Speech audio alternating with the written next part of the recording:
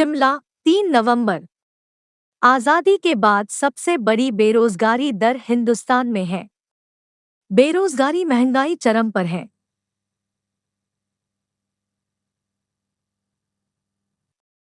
केंद्र सरकार की महंगाई और बेरोजगारी को लेकर केंद्र सरकार की जवाबदेही बनती है।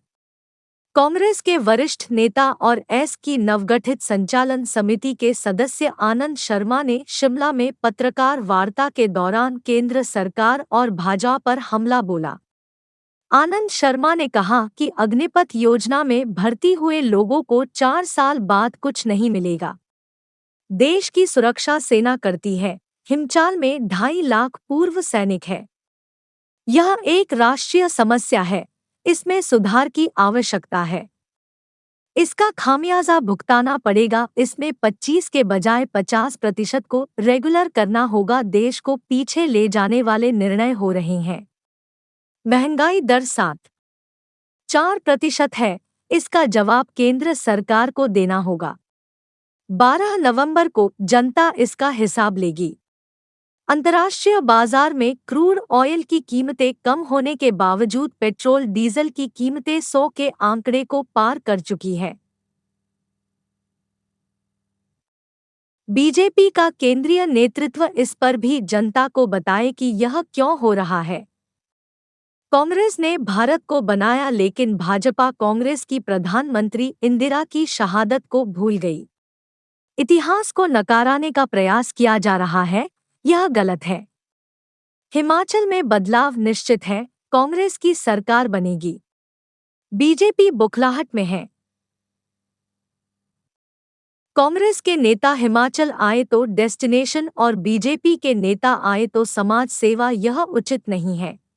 तो युवा पीढ़ी, मीडियन एज भारत की 28 है, 28 बरस। That's the median age of India. 22% से ऊपर यूथ अनएम्प्लॉयमेंट है, 22% प्लस। That is the percentage of youth unemployment which is alarming. What this country has seen and what is being claimed is jobless growth. चाहे राज्य सरकार की नौकरियां हैं, हिमाचल में 63-64 हजार सरकारी पद रिक्त पड़े हैं, नियुक्तियां नहीं हुई। क्यों नहीं हुई? केंद्र सरकार के आंकड़े निकालिए। केंद्र सरकार की कितनी नौकरियां खाली हैं? अब रोजगार मेला लगा है। पुराने इंटरव्यूज जिनके हो चुके थे कोविड के टाइम के, चिट्ठियां दी जा रही हैं, क्योंकि चुनाव है और दोनों राज्यों में सवाल हो रहा है। पर अभी तो पहले हिमाचल का है, दूसरी तरफ तो घोषणा भी नहीं कर पा रहे कि कब चुनाव होगा। मेरा इशारा गुजरात की तरफ है, अभी तो हिमाचल की बात है। आज हो गया, मेरे को मालूम नहीं था। अच्छी बात है, तारीख पता। 1 अच्छा, मुबारक हो। फिर तो दोनों पे लागू हो जाती है मेरी बात। हमारा राष्ट्रीय दल है ना, इसलिए जो हम कहते हैं अपने यहां के लिए तो प्रचार के हैं, पर वहां भी लागू है, क्योंकि डबल इंजन सरकार है। हम नहीं कहते, वो कहते हैं। राज्य तो अपनी सिंगल इंजन पर ही ठीक चलते थे। अब डबल इंजन है तो डबल इंजन का भी तो जवाबदेही तय करेंगे ना, यहां के इंजन की भी और वहां के इंजन की भी, दोनों की बात करेंगे। तो ये वस्तु स्थिति है, वास्तविकता है देश की। सेंट्रल आर्म्ड पैरामिलिट्री फोर्सेस में नियुक्ति नहीं हुई।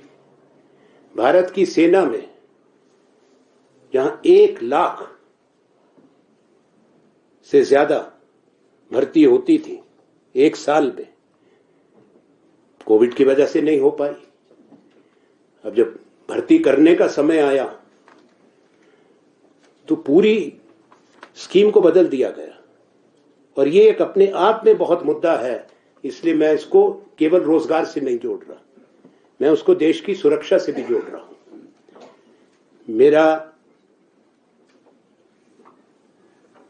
ये कथन अग्निपथ पर है। हमारे यहां से बहुत बड़ी संख्या में हमारे बेटे भारत की सेना में जाते हैं। बहुत हमारे बहादुर जवान जिनको हर युद्ध में गैलेंट्री अवार्ड्स मिले, छोटा राज्य है पर बहादुरों का देश प्रांत है। कितने परमवीर चक्र और महावीर चक्र हर युद्ध में हमारे हिमाचल के बेटों को मिले हैं। कितनी फौज में फौज के चीफ जनरल्स हिमाचल से हैं, हमारे बाजू के सूबों से हैं, राज्यों से हैं। बच्चे तैयारी करते हैं, एकेडमीज खुली हुई हैं कि भारत की सेना में जाएंगे।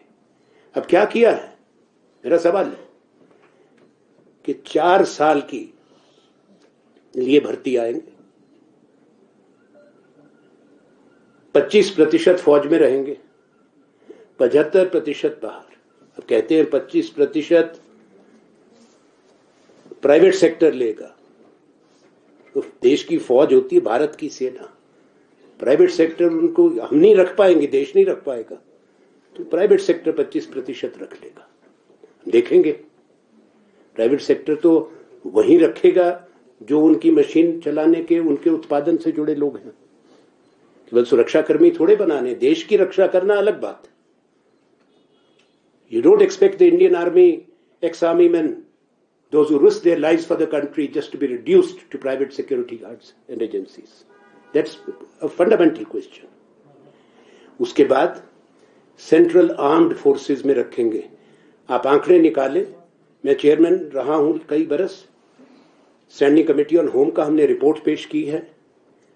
जो अभी भी रिजर्वेशन है कि जो आर्मी से निकल के जाते हैं, चाहे 15 साल के काम करने के बाद, उनको रखा जाता है, पुलिस में भी उनको रखा जाता है। ये जो अर्धसैनिक दल हैं, सुरक्षा दल, सेंट्रल आर्म्ड पैरामिलिट्री फोर्सेस, उनके आंकड़े निकाल लीजिए आप। जो रिजर्वेशन है उसका 5% भी नियुक्तियां नहीं हुई है भारत की सेना के फॉर्मर सोल्जर्स। और अब जो भर्ती होगी, अब ये कहना मैं अपमानजनक मानता हूं कि 11 लाख रुपए उनको देंगे, जब उसके बाद कुछ नहीं मिलेगा। माने कि आर्मी की कैंटीन से राशन भी नहीं मिलेगा। कोई सेंट्रल गवर्नमेंट जो आपको स्वास्थ्य के लिए मिलती है, हेल्थ केयर का कोई प्रोटेक्शन नहीं है, कोई पेंशन नहीं है। और वो 11 लाख में भी 5.5 लाख इन बहादुर जवानों के अपने होंगे, सरकार के 5.5 लाख। 22 साल की उम्र में बाहर, पहाड़ की तरह से जिंदगी सामने, ये क्या चिंता का विषय नहीं है? हम कोई अमीर देश नहीं है, मैं कहना चाहता हूं। हम आज भी एक प्रगतिशील देश हैं, चाहे हम जो भी प्रचार कर लें। भारत आगे बढ़ा है, निरंतर आगे बढ़ा है।